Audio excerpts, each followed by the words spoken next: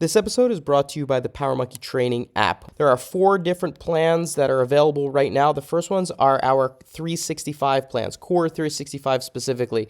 These are meant as bite-sized 5 to 15-minute plans per day to help you get a better understanding of incorporating an all-encompassing core regimen into your training. Strong core leads to strong movement. It'll help you become a better overall athlete. Along with that, we have our skill plans, why people come to us most often. Learn a handstand, learn a pull-up, learn a muscle-up, learn those toes to bar. Let us help you with the technical aspects of what goes on with what most people consider to be the hardest part of this CrossFit space, working on technical gymnastics expertise. Third is going to be our Monkey Method. Monkey Method is our GPP for gymnastics. These are going to be 3 levels, beginner, intermediate, advanced, working with us so that you can improve your all-encompassing gymnastics approach, mobility, core work, handstands, bar work, ring work on a more regular basis and can be incorporated into your regular WODs as you're doing them throughout the week. And lastly is our volume plans. These are for the athletes out there that are looking to compete. Take that one muscle up to 5 to 10 to 20 unbroken. How do we do it?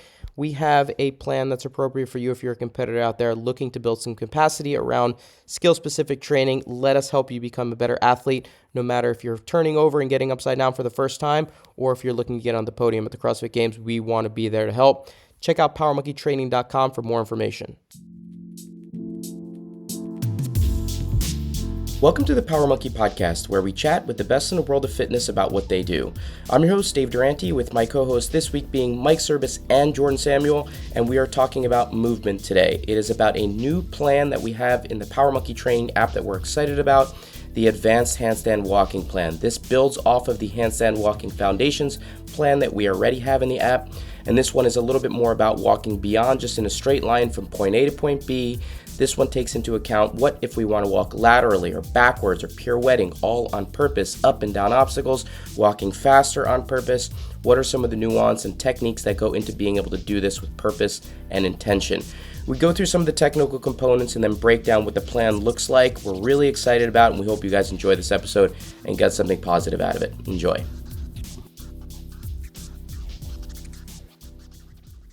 Hey everyone, we have a special podcast today coming to you with Jordan and Mike. Today we're going to be talking about a skill-specific topic. It's going to be on handstand advanced walking today, and we're excited about using this conversation to launch into a new plan that we're going to be putting out on the Power Monkey Training app, how to take your handstand walking in a linear fashion and move it to some new obstacles in different directions. So we're going to dive into some of maybe the questions you may have, and someone like Jordan and Mike who are working on some of these things, we are going to walk through what handstand advanced walking might look like. Sound good to you guys? Yeah, I'm ready. We could say this is like everybody's chance to pick Dave's brain, basically for Jordan and I, because we want to be better at our handstands. So we're lucky that we can be a little bit selfish and use this for our opportunity to grow. Dave, I have, I guess, a question, but the question is not completely handstand related. It's more like handstand adjacent.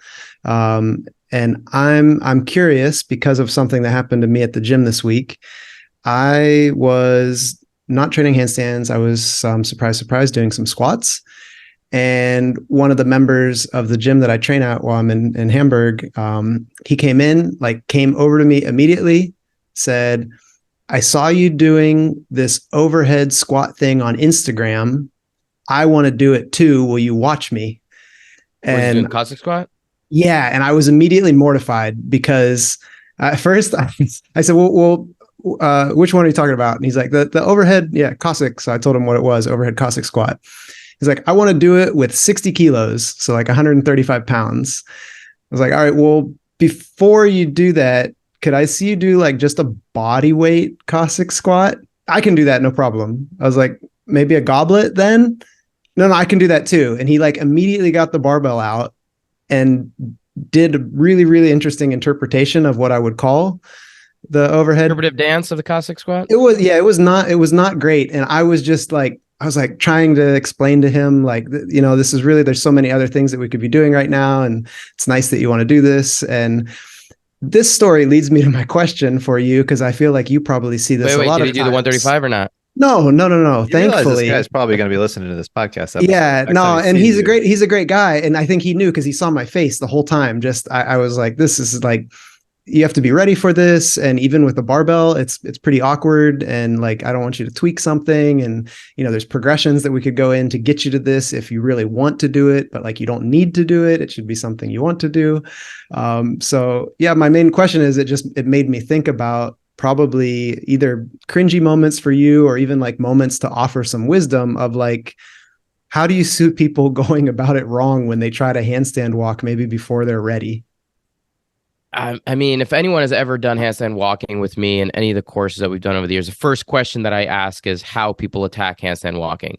And almost universally, the answer that I get is I just kind of like, I do it. Mm-hmm. I try. And if it doesn't happen, it doesn't happen. And it basically is just then interpreted that the person just launches themselves at the ground and hopefully using momentum and enough shoulder strength to not collapse, turned it into a couple steps of walking.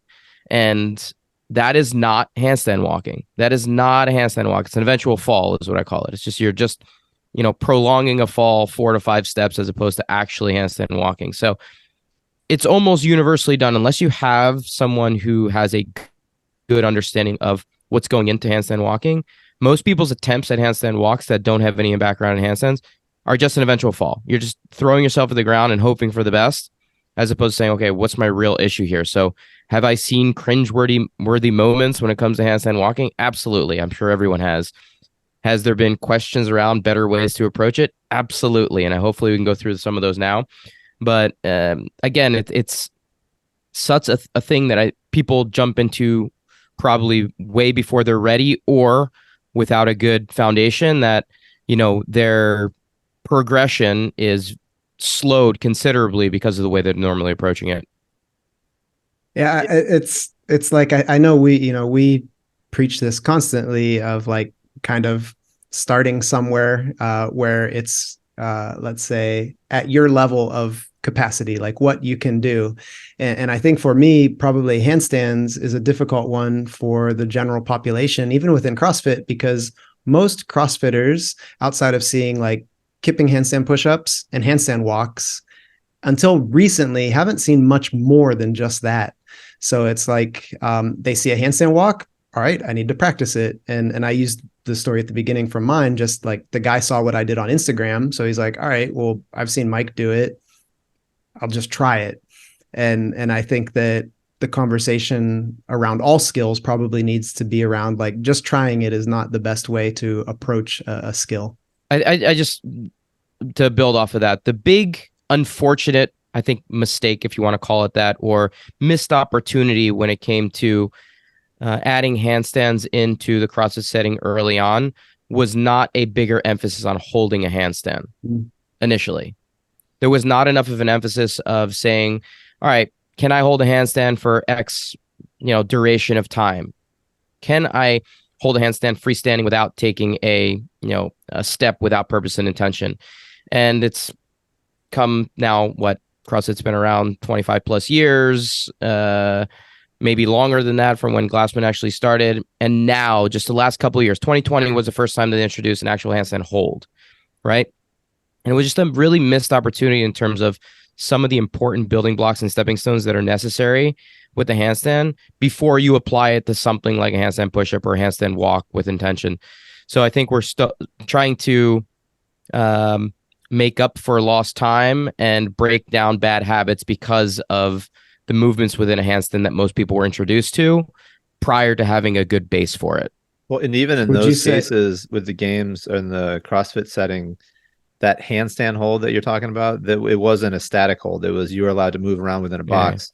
Yeah. And so I guess, my question is, as far as somebody wanting to try handstand walking, what would be the prerequisite in your mind that somebody should be able to do prior to even attempting a handstand handstand walk? Is it a fully static handstand? Is it something else? What's your thought about that?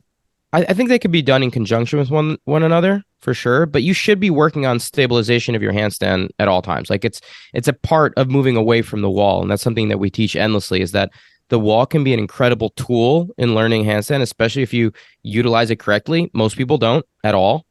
They utilize it actually in the incorrect way. And I don't, we don't have to dive too deeply into that, but just as an example, if the only way that you're ever doing handstand training with the wall is back to wall, which is a majority of people's handstand holds is kicking up, going back to wall, you're teaching yourself that proper alignment is in a huge arch, like well past vertical, which doesn't translate into a freestanding from a stabilization standpoint or from a positional standpoint. So you're creating bad habits just because you're using the wall in an improper way. And the wall can be used in a really strong positional and stability way. But for the most part, it's just not being done. So I would recommend, yes, a lot of stabilization drills. I think 10 to 15 second freestanding handstand is a great place to be able to say, now I can take a step with purpose and intention. But I don't really even mind what CrossFit did in 2020 and saying part of that building block of staying in one place is condensing the area that you can walk within, which is going to force people to start to engage more through their fingertips and understand where weight distribution is happening through their shoulders and through their fingers and how to engage in their forearms so they can actually start pulling their weight in different directions. So by condensing the space, it's at least a step in the right direction. I'm curious. So yeah, I like Jordan's question.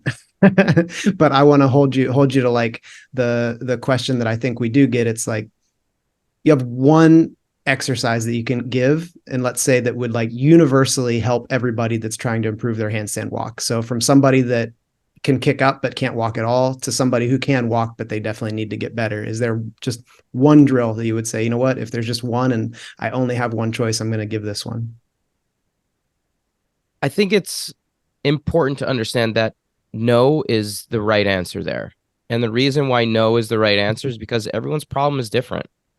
And if you universally say there's one drill, I'd say if there's one drill, it's not a handstand walking drill, it's a handstand drill. It's working on stabilizing your handstands more.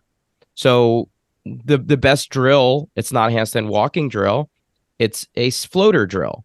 You should be working on trying to actually stay in one place before you can do any other things in terms of taking a step with purpose and intention. So if I was to give one, it wouldn't be a handstand walking drill or exercise. It would be a stabilization drill. So then you could actually properly take a step.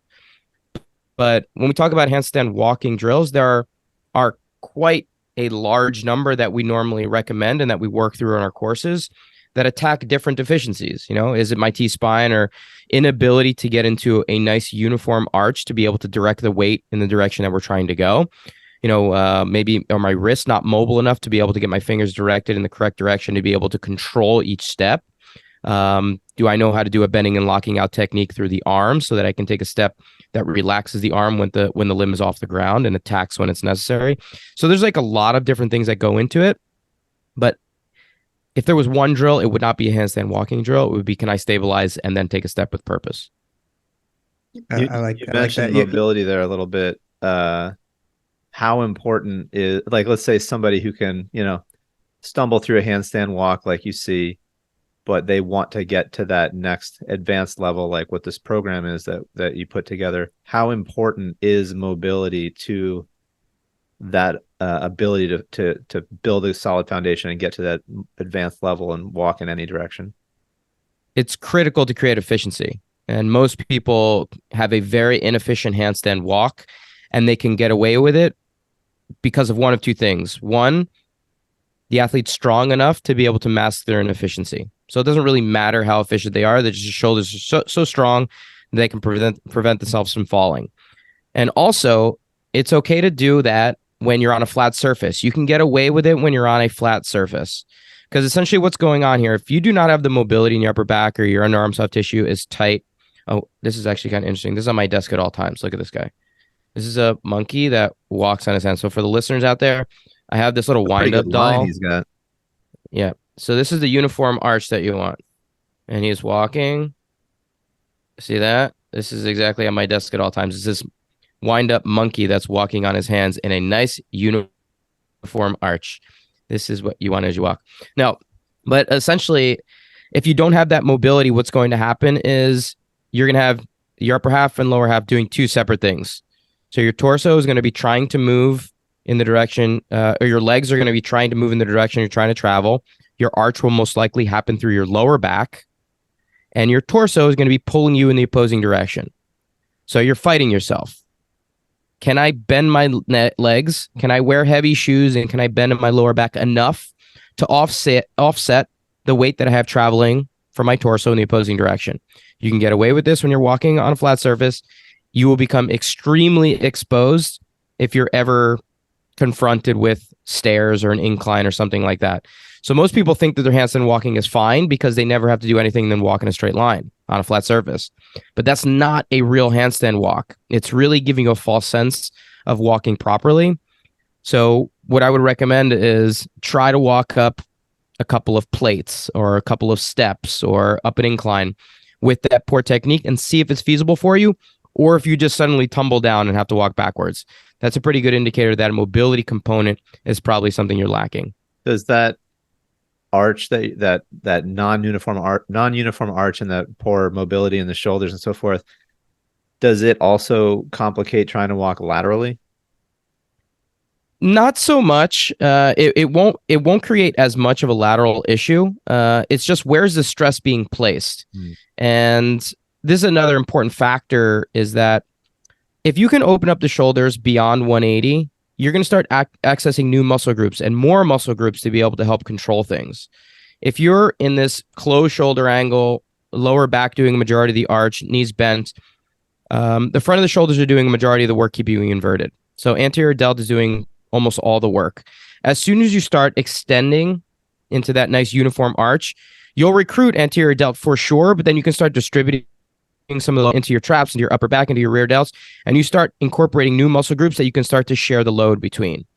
So this gives you the ability to stay up longer and to be able to manipulate your positions more for longer periods of time. So that actually will help take steps laterally and backwards and forwards on purpose and with intention. But I don't think it really affects too much of the lateral walking just in terms of being able to do it. But I do think it will allow you to stay inverted for longer periods of time because of this switching on and off of muscle groups that are normally dormant. Mike, you've been doing a lot more handstand work. Are you walking laterally yet? You know what? I'm one of those patient learners, like maybe to a fault now. I'm on such a mission to just get a very, very nice, straight, static handstand. And definitely knowing my years of avoiding a lot of, let's say, universal mobility. I had like just enough for weightlifting. So getting into all the inverted positions has definitely been a challenge for me. So I'm pretty sure, given the opportunity to practice it a little bit, it would probably happen easier than it would have 2 or 3 years ago when I wasn't trying to just work on my static holds. So hopefully from the weightlifting side of Power Monkey, I'm at least making Dave proud in that side, that I'm definitely working a lot on stability, and that's been in conjunction with the mobility. You kind of like stole my mobility question thunder there, because I wanted to ask Dave, and again, it's like another one of those questions that probably doesn't have an easy answer, but from the years that we've been in the community now, do you see more of like a universal, let's say, lack of strength for people, like upper body, let's say upper body push, or being able to hold themselves inverted? Or do you see it maybe more collective in the community we're in, it's mobility restrictions? Both. Depends on the group. Mm-hmm. So if it's for someone that's new to handstands, it's generally more an issue of strength, just not being able to actually take a step without collapsing. Mm-hmm. For the people that are good, in quotes, with handstand walking, their bigger limitation is their mobility, because they lean so much into their strength, like we talked about, that they forget that mobility becomes a component. And they can just say, hey, most of the time when I need to utilize my handstand walking, it's going from point A to point B in a straight line, and I can get away with the mobility that I have to be able to complete that task. Mm-hmm. So they never get confronted with saying, hey, my mobility is a limiting factor in me being able to attack this from a different direction, or being able to, say, shit, there are other handstand walking variations that I need to be prepared for, that maybe I should be working on T-spine exercises or underarm soft tissue exercises or anything else that's going to open up that shoulder angle. They can just say, hey, my strength is adequate for me to be able to, tackle these movements as they've been prescribed up to this point. So it depends on the demographic. New people with handstand walking is generally lack of strength. People that are good with handstand walking, it's a mobility issue. That's kind of cool for me to hear. I think I sort of knew that from being with you enough, but never really thought of it in the sense of it's similar, I think, in weightlifting too. Like so many people that come in and haven't done much actually have a pretty decent amount of mobility, like once we start to show them where to go with it, but their strength is often lacking in a lot of those positions. But the people that have been let's say practicing and relying on what they know as familiar, usually like shortened ranges of motion or exaggerated positions, they have a lot more work to do on the mobility side of things. And just one more note on that. It's not to say that new people are not immobile as well. Like that can happen. You can be weak and immobile too. But what we also see is an overdevelopment on the people that are the stronger ones. Yep. There's an overdevelopment of certain muscle groups that ends up limiting their mobility. So as they get stronger, the mobility becomes decreased, which then in turn affects their ability to handstand walk more efficiently. So you end up becoming tighter in certain areas that prevents you from being able to do a better handstand walk. So there are just some little caveats to that for sure. Mm-hmm. I'd like to start talking about the new program a little bit, if that's cool. Let's do it. Let's I guess my first question for you, Dave, is like we already have a handstand walking program out there, a foundations program, and this is the quote advanced program. And so I'm curious from your perspective, what is the major difference between these two programs, and what problem does this new program fill for our users? The Foundations, Handstand Walk Foundations program that's already in the Power Monkey Training app is all about the demographic that we just discussed. People that have never been walking on their hands before, maybe new to handstands. And it takes it from a very ground level approach of saying, what are some of the tools that we need to have in place, working on stability exercises, working on getting inverted more, working on some of these things in terms of bending and locking out technique. Do I understand how to shift properly from one side to the other so that I can actually take a step with purpose and intention? So it starts very much from a ground level approach with a lot of the technical components that we preach when it comes to proper handstand walking. The advanced plan takes it to that next level of saying, okay, I have a good handstand walk. I can walk from point A to point B, 20 feet, 30 feet, whatever it might be, without too much issue.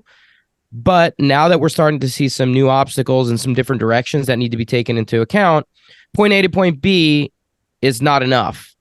And like we said, you can get away with a lot of inefficiencies going from point A to point B and think that you're good at handstand walking, but you're actually not.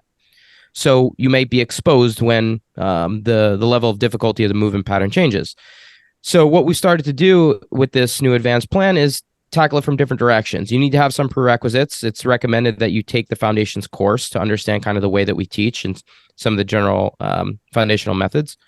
And one of the other things is having at least a minimum of an unbroken 20-foot handstand walk as like a prerequisite. The things you're going to be tackling in the plan are lateral walks, pirouetting, walking up and down obstacles, walking forward and backwards on purpose. We're going to be walking for speed. So we're actually going to be learning how to sprint, some techniques around sprinting on your hands. And then obviously doing things in all different directions, walking forward, back. We have obviously working towards obstacles. But for my perspective, this advanced is the name of the plan itself, but essentially it's like the level 2. It's the next level up in terms of what you might be exposed to and preparation for handstand walkers out there that maybe are competitive. I'm sure that everybody wants to be able to do all of those things on their hands. And maybe can we talk about just one of like walking faster? What would be the first thing or the biggest thing that you see as a limiter for people who want to be walking faster? How would you get them walking faster without going too much into the weeds on it? So think about a lot of these things on how you would walk or run faster. Like, again, it's a demo that we normally do in our courses to be able to give a visual to this. But if you're on your feet, to be able to increase speed, you need to what? You need to be able to lean or get weight traveling in that direction. And then if your feet can catch up with the amount of weight and lean you have, the faster you can potentially propel yourself. So translate that into a faster handstand walk. It comes to what we already discussed, a more mobile upper back and opening up of the shoulder. And the reason for that is because your limitation in creating speed will be dictated according to how much weight you can get traveling in the direction you're trying to go. So if you have a very close shoulder angle, it's going to force you to be in a very poor position. And again, you're fighting yourself. Your upper half and lower half are doing completely different things. So you're trying to get your weight traveling forward, but your torso weight is pulling you backwards. So the most important thing in terms of being able to walk faster, without talking about some of the nuance in terms of how to take a step with proper intention, is to be able to get your T-spine more mobile and to be able to get your shoulder angle beyond 180 degrees. So we need to be focusing completely on that mobility component before we can actually start taking some additional technical steps in terms of speeding up the steps. So wait, you're saying that it doesn't have anything to do with your hands turned in, neutral, or out? And we hear people talk about that all the time on the socials. That in order to go faster, I put my hands to the side. In order to go slower, I turn my hands in. What's that all about? So fingertip direction, those cues that you normally see are normally limited by wrist mobility. So people who say like turning fingertips a particular direction are limiting themselves because their wrists are probably preventing them from getting into a nice uniform arch. So as soon as you start to turn your fingers out, it will allow you to dump your weight further forward because you don't have that, that's stopping of your wrist preventing you from getting your weight traveling forward. So it's basically a stopgap to the real problem. People are doing it not because it's correct technically, it's because it's a way around working on the real issue. So it's not working on better wrist mobility, because if you think about it, the fingertips actually will play a role in being able to control your steps. And again, it's not something that most people consider right now because they're not being asked to walk on purpose in a particular direction and then backwards and then laterally. As soon as you start creating an environment where maybe you have to walk and then stop for 15 seconds and then walk backwards and stop for 15 seconds, the direction of the fingertips will play a much more critical role in terms of direction because you have to use them and engage against the ground to stabilize. So if you're telling someone to turn the hands out or even backwards so that you can speed up the direction, that's a working around of the real issue. It's not fixing the problem. It's just saying, hey, we know your limitation is mobility and we're just not going to focus on that. We're just going to turn your hands out so you can dump your weight forward and hopefully not collapse. Does that make sense? It does. And I imagine that Mike's probably got plenty of stories of a correlated, issue he sees in the weightlifting world all the time. Yeah, 100%. Yeah, I can squat more if I don't have to squat so deep. All right, just don't squat so deep then. You'll squat lots of weight. Okay. Yeah. You're not like, and I like that. I think it's always fair, Dave, which is good. Anybody that's learned from you is you're always challenging people to think of the highest level of the skill, like on the spectrum of what they're performing. So like, for a lot of people that are in the gym or a lot of you that are listening, you're thinking like, I mean, right now I just want to do a handstand, or right now I want to walk a little bit faster. But both of those are like still pretty low, or like, I don't even want to say low, but like they're still pretty far on the beginner level of the spectrum. And like, you could call a new program, it's like the handstand advancing program. Like you're never stopping your advancement. So you want to set yourself up with the tools to be able to move forward and not have to then like go backwards to fix all kinds of faults. So I like when you're kind of reminding people to keep their perspectives and their eyes opened, that like what you're working on now is towards something even cooler and even bigger and even better. And then when you get there, it's even cooler and even bigger and even better. But it all starts from like that initial entry point that we get into the skill on. Yeah, without a doubt. And it's something that we reiterate constantly. And no matter what we're talking about, it all comes down to the same idea that you mentioned, Mike, working towards the highest level version of the movement. We were talking with Boz and Pat Sherwood on their podcast not that long ago. Boz put it in a way of saying the highest expression of the movement, right? Same idea. Like we're trying to always give people a foundation so that if something does change from a standards or, from the way that they're normally viewing it, they're going to be able to attack it properly rather than saying, shit, I only learned it this particular way. Now this is forcing me to have my fingertips forward because I need to try to stabilize. And I've only learned how to walk with my fingertips turned out. So now I have to completely relearn my movement pattern. And so what we're trying to do is say, no matter how difficult the movement pattern is going to become, we've set you in a foundation to be prepared for the next level. And I may have said this on other podcasts that we've done before, but I'm speaking from perspective, experiential perspective too. When I was a gymnast, I learned gymnastics and certain movements incorrectly when I was young. Like the biggest example is I learned how to twist wrong, meaning I would twist with my head out, which is an absolute no-no in the gymnastics world. You do not twist with your head out, back, knees back. You always want to be twisting with a head neutral, even slightly down to kind of facilitate a faster twist. And because I learned that poorly and no one said, hey, this is probably going to impact your ability to twist better as we go from a full to a 1.5 to a double fold to a 2.5 to a triple fold to 3.5 to 4, whatever that, it prevented me from being able to twist efficiently as I became an elite gymnast.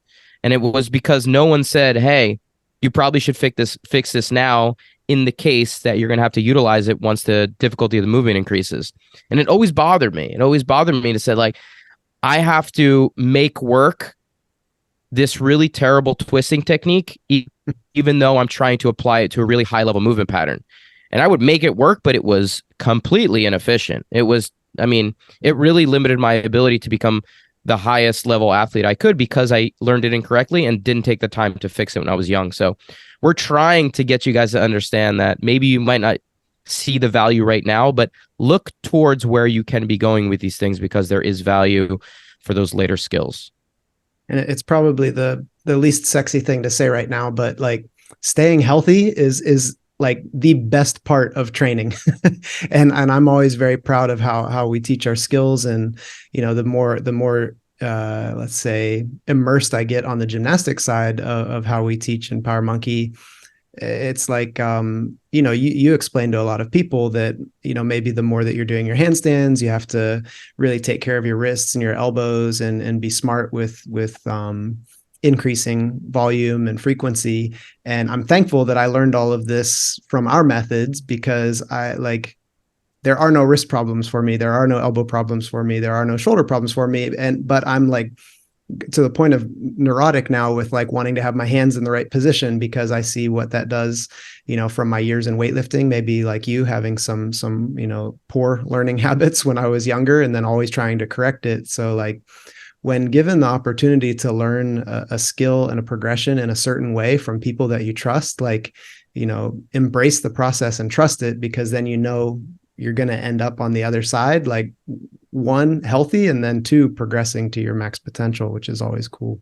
Really quickly, Mike, just a question for you. With your handstand hold, what's your max hold time? I didn't mention earlier, but Mike's handstand hold, not just hold time, but his position has been very impressive. Mike has been kicking ass on the amount of time and emphasis he's been putting on his handstands. Very proud of you, Mike. Just trying to catch up. Awesome to see.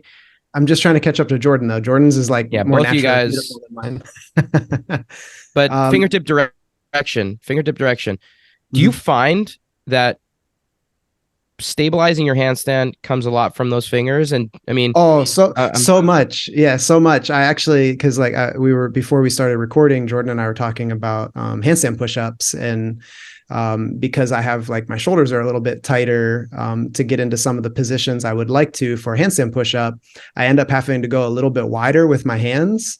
And then I don't necessarily want them to turn out, but because of the angle that it puts on my wrist, I have to turn out a little bit. And it's such an adjustment for me because the stability is like completely away at that point from what I'm familiar with in what I would say is like my good normal position. So it's something where I'm kind of like trying to fill in that gap and get them both to be more uniform. But yeah, I'm still amazed at how active my fingers are in the handstand, but at the same time, it's so reinforcing on a parallel with weightlifting because everybody laughs at me when I talk so much about the toes in your foot when you're lifting. And like, I'm like your big toe and all of your toes when you're lifting are your brain. And like, to me, your fingers are when you're inverted. Like if you don't have control of those, then you're not the most conscious inverted athlete and you're not the most conscious weightlifter when you don't have, an awareness of what your toes are doing. Yeah, I love it.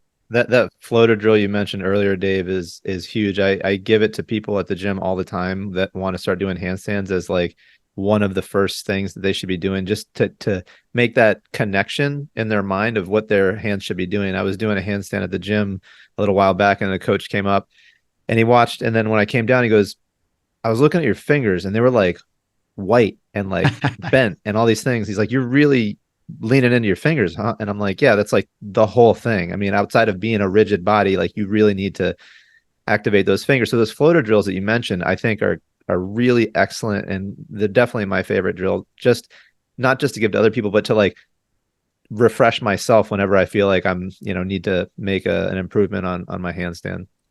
They're incredibly valuable. It's such a great tool, especially if you do it correctly.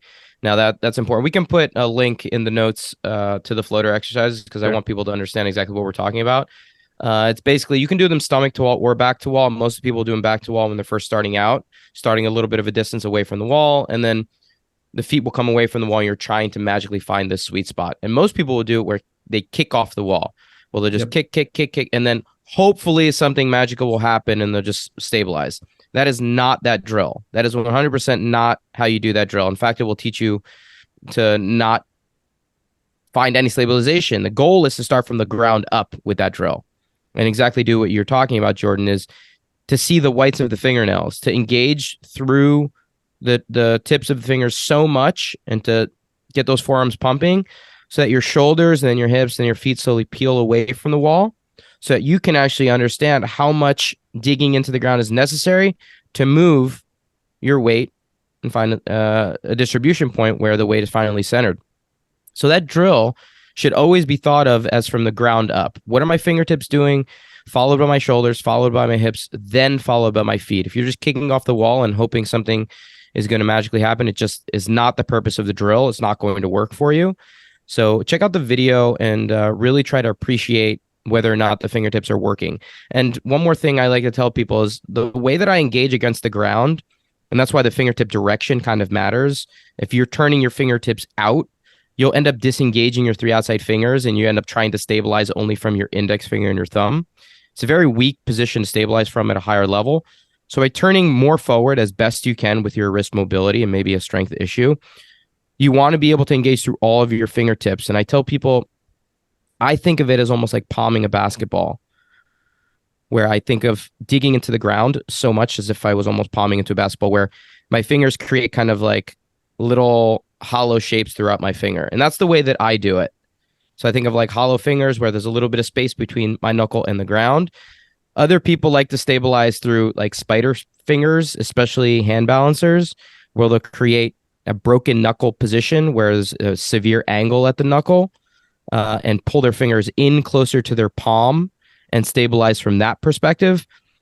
Some people find that to be very effective. I think the wider the base, the more effective I can be in terms of stabilizing. And I find it to be something I can apply to a handstand walk more effectively. I think it's a little bit more challenging to expect to be able to do a spider finger when you're taking a step. So play around with both. But from my experience and from the way that I apply it to different walking and stabilized handstand exercises, the wider the base and that more like hollow finger type of position engaging works well for me. I think I probably am more like the spider finger, and I'm sure that's the reason why I don't have a 10-minute handstand yet. It's most likely. That's probably what it is. Yeah. But there are definitely people out there that can do 10-minute with spider fingers. So who knows? They probably can't walk very well. There you go. Okay. Give me something. Yeah. All right. Yeah. So last question from me, Mike, and then if you have anything else, but what can people expect as far as a commitment if they start doing this program? Sure. The program is 2 days a week. In total, it's 3 months. So you're going to get 2 sessions per week. The sessions have reoccurring mobility and accessory as part of each of the warm-ups. They're recommended depending on what time you have available with all your additional training. They're not absolutely necessary, but I would do them. And then the bulk of the training, kind of meat and potatoes of the training, should take no longer than 30 minutes per session.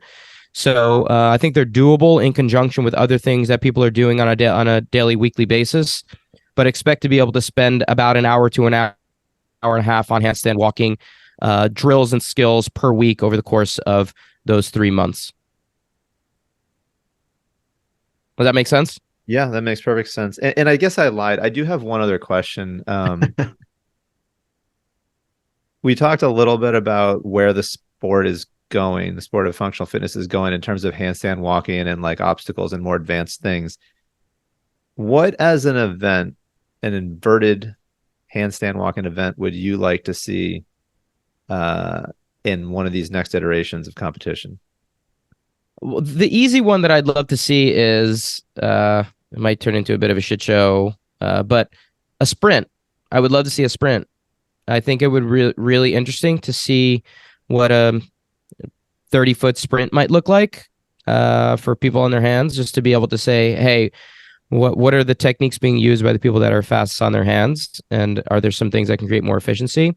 But in terms of additional obstacles, there's so many directions you can take with it. The one thing that we talked about on the podcast last year, after the games, maybe last year, a few months ago, was the way that they introduced the freestanding kipping handstand push-ups into the workout during the handstand walk inverted medley, I think it was called, that workout from the games.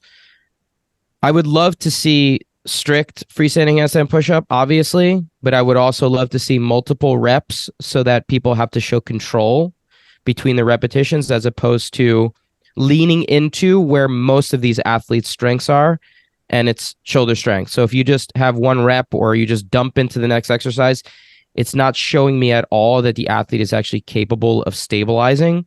So I would love to see a handstand obstacle course that incorporates a hold along with movement. So meaning stop on a dime, show me a hold for 10, 15 seconds, then go, do a strict handstand push-up, then go. Because if you're just constantly dumping forward, that doesn't tell me that you have control. So I would love to see some precision with their walking, as opposed to just saying, I'm fast because my shoulders are strong enough to be able to catch up. This is why Mike's been practicing his freestanding handstand push-ups. Because I'm so ready. Ready to go. Yeah.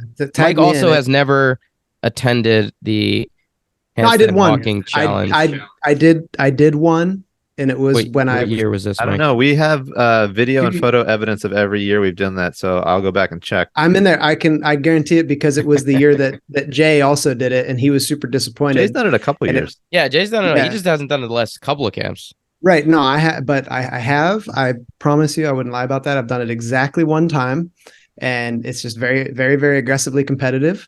So now I like to stay, but with a lot of smiles and laughs. It's no, totally. Yeah, it is. I don't like to pick teams at this point, and I like both team captains a lot. Love them both, and I just don't want to have to choose one. Well, it was Karen Ward and Gary were the captains last camp, so love both of them. It's not just the Oshas and Daves of the world that are captaining up those teams. But I do before we cancel out here. I just wanted to affirm that I would love to see a handstand sprint race, but with the stopping. Like, I think to see athletes have to go a certain amount of distance, like into a square, and then pause for 10 seconds before they can continue, would just be a phenomenal way to show control, discipline, patience, like everything. I think that would be a really, really fun one to watch. And the other thing that, real quick, Jordan, the other thing that I would put as a kind of a portion of that walking workout is that it had to be unbroken. Like, if you fall and you try to go so fast that you can't control it, you're out. Yep. Like there's like no one and done. Back up. Like there's no kicking back up. There's no moving back 5 steps. If you try to go so fast that you can't manage your speed, it tells me that you don't have the control and you're out. Like, you're done at that point. That takes some you have strategy. to be able to you have to be able to maintain the speed that you're generating. So control along with speed. Those two components need to be put together. I like that. that. One event. Give us one event to program for the games. This event brought to you by Power Monkey Fitness. Came up on the fly on a podcast.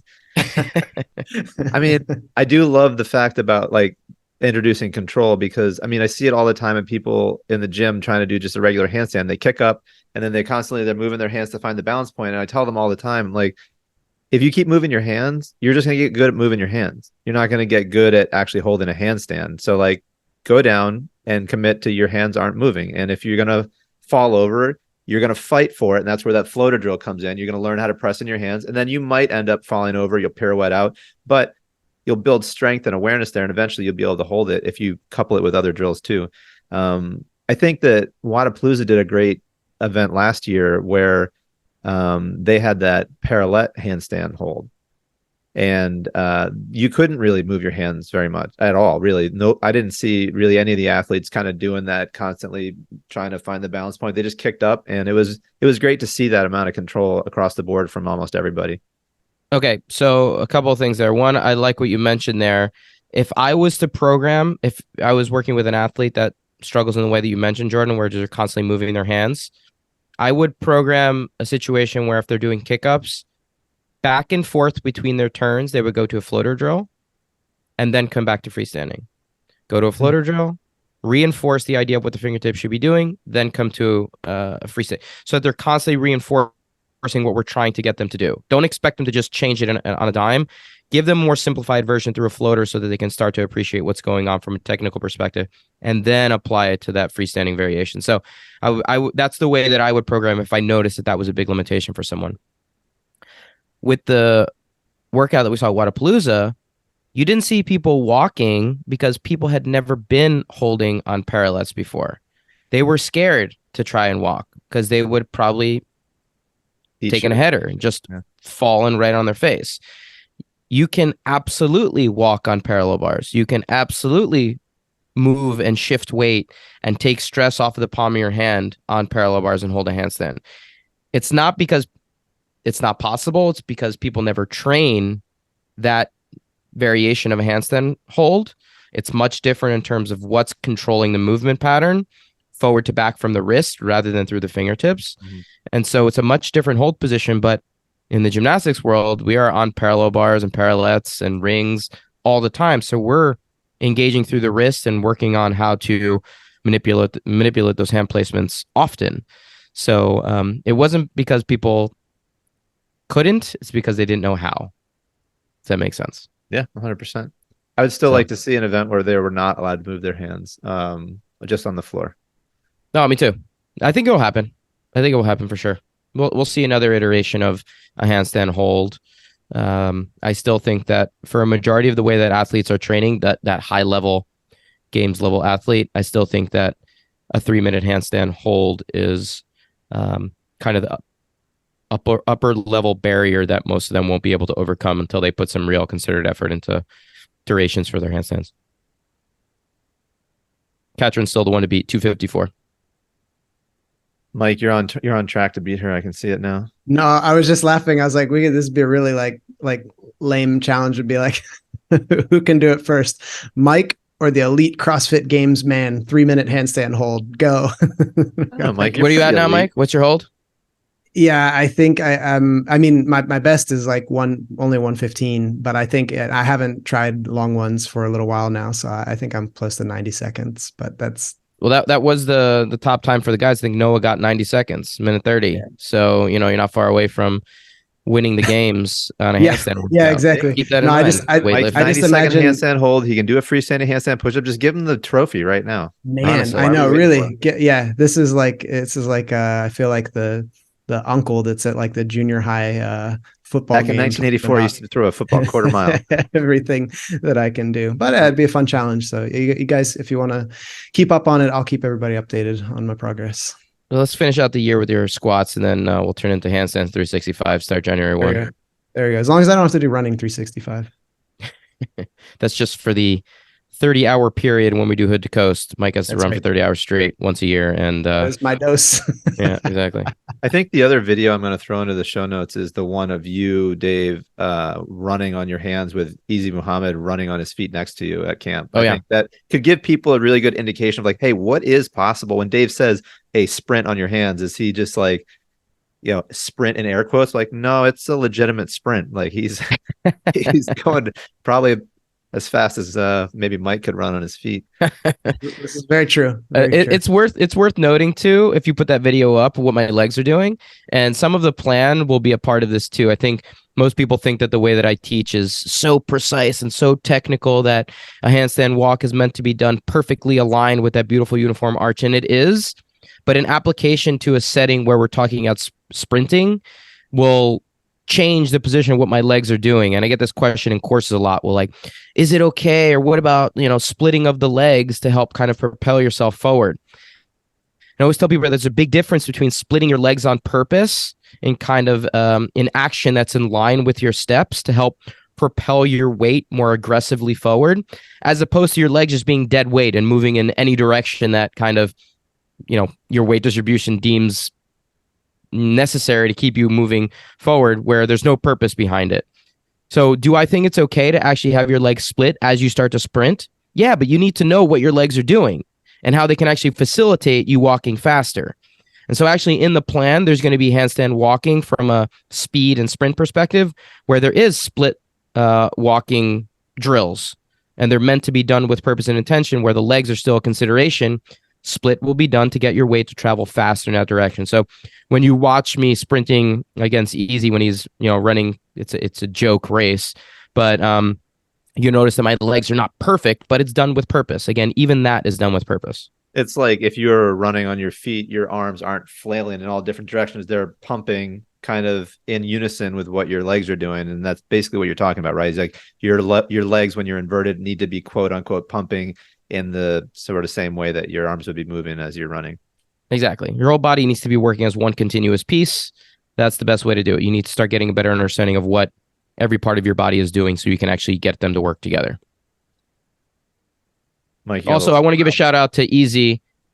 Easy's handstand walks and his ability on his hands for a bigger dude that didn't grow up with gymnastics is phenomenal. And the dude is constantly posting on his page about working on obstacles and working on handstands from different directions. I'm always impressed with the amount of work the guy's doing on his hands, considering he comes from a CrossFit and a basketball background. He's a beast. That's why we love him at Power Monkey for sure. Yeah, he's a lot of fun for sure. All right. Anything else, guys? What do we got? That's it from me, Mike. Thank you for your words of wisdom. It's always enlightening and reaffirming. And I can't wait till the next one. Yeah, everybody. So this plan is going to be available soon in the app. I'm excited for it. I think it'll help a lot of athletes out there that are looking to become a little bit more capable on their hands. For those of you that are new to handstand walking, check out the plan that's already in there, the Handstand Walking Foundations. It's a great place to start if you want to become more comfortable before you start running on your hands. So check out that plan as well, available at powermonkeytraining.com. And thank you guys for the questions. Mike and Jordan, I'm going to keep track of all your handstand journey as we've been doing and seeing how those progress reports are coming along. Well, So Mike keep has me lit a posted. fire under me because he's been pretty diligent with his practicing and I have not been. So I've been stepping it up because I don't want him to Accountability buddies. outshine my You had him a while ago, but he definitely has stepped up his game. He's for sure. He's surpassed most people when it comes to his holds now. He's kicking ass. I did do 2 freestanding handstand push-ups today at the gym, which I felt really good about without too much. I haven't really done anything for those yet, but they feel pretty good. So I'm going to keep on working on those as well. One at a time. Before you throw the outro there, since we're giving everybody so many shout outs, we can't forget probably the best Power Monkey handstander in terms of our community members.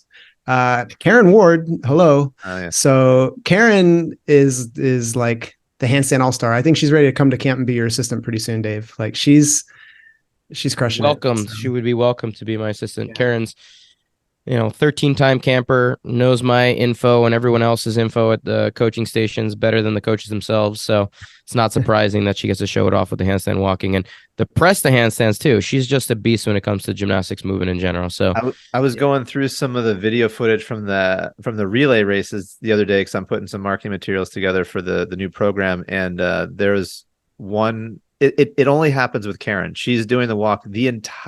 Both teams are chanting her name. Like as she's going down the thing with perfect straight form. And it's just like everybody else goes, everyone's just clapping. Come on, let's go. But when Karen goes, Karen, it's like people love her. She's the best. She's the new mayor of Power Monkey Camp. I think she took, we haven't had Ortiz back in a while. So she's taken over the mantle of being the most loved. 100%. Well, thanks guys. I appreciate the time today talking about another one of my loves, handstands. in any capacity, any form. This one, obviously, walking on your hands, but hopefully we can actually start answering some questions around these things, because I want to see what people got going on when it comes to a handstand walk. Post some videos, guys. Show us your progress. We want to see what's going on this.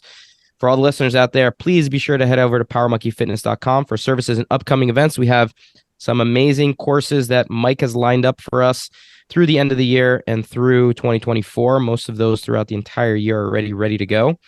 Check out our Instagram pages for regular teaching and technical content at Power Monkey Fitness, at Dave Durante, at Mike Service, and at Jordan Samuel Photo. On behalf of Power Monkey Fitness, we're your hosts. I'm Dave Durante with my co-hosts today, Mike Service and Jordan Samuel. And until next time, thank you all for listening.